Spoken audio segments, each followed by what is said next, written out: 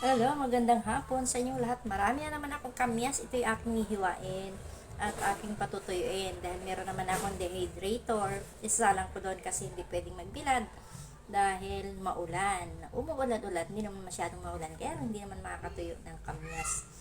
Hihiwain ko itong isa-isa para matuyo at masarap ito lagay sa mga paksiw. At saka sa mga yung gagataan mo na isda, di ba? Ang sarap.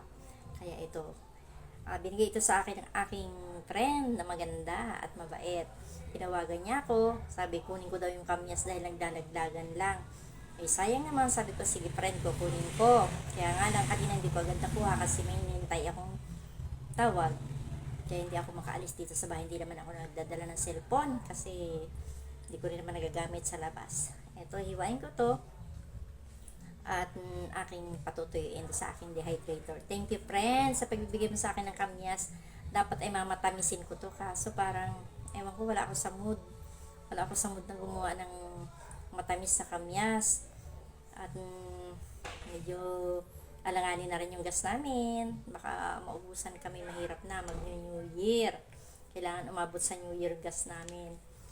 At siyempre, pag New Year, may mga lulutuin, di ba? Hindi ko lang sure kung ano lulutuin ko. Basta ito ang sure ko.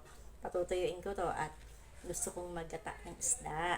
Ayan. O kaya sa paksiw, masarap yung tuyo, di ba? Siyempre, pinakagulay na rin. Maganda na rin to. Pwede nang ito yung gulay, di ba? Sarap to. Hihiwain ko na. Isa-isa. Ito. Ang lalaki pa naman guys, oh. Sayang naglalaglagan lang. Oh, ang lalaki. Nakita ko doon sa kanya. Siya na pumitas nito para ibigay sa akin. Kaya nakakahiya din naman. Kaya pinuntahan ko na din kasi masisira lang. Pag yung mga nandoon nakita ko mga naglalaglagan, mga lalambot na yun. Oh. Saan ka pa? Siya pa yung pumitas nito.